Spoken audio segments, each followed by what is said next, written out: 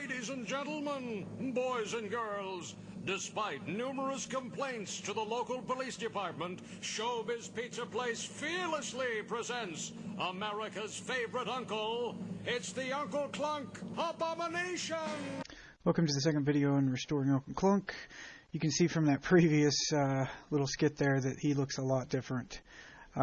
He's been sitting in a barn for a long time, but so basically in this video it's going to be a real short video. I'm just working on this arm, just trying to clean it up and see if the cylinders work. So here I'm taking off the sleeve. Those cylinders are not cylinders, but the screws are super rusted.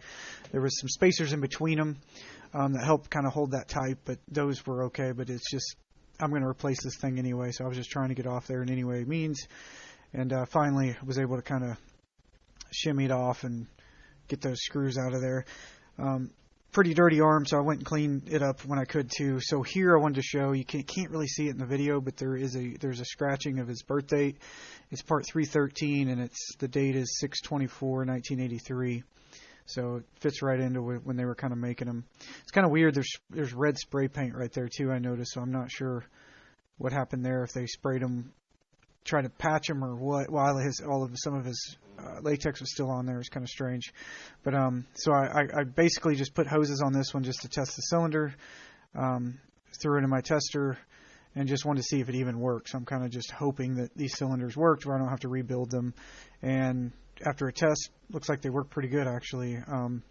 Later on I'll put some more grease in there. So for this one had the small nipples on them, which you have to use the smaller cord, and plus I want to replace some of these or smaller tubing. So I went and, after messing with it for a while, pulled those out because they are older, and I like the straight ones if I can use the straight ones. You can kind of see there it's smaller nipple for smaller hose, so I just took both those out and replaced them with brand new ones that I basically bought off Amazon.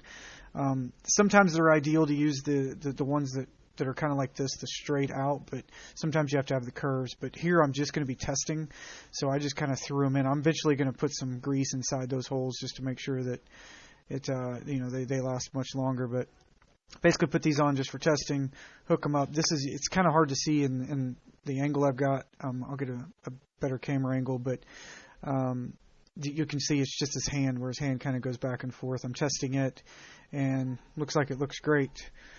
So on the next video, we'll be talking with the world's foremost authority on the stuff you're eating right now.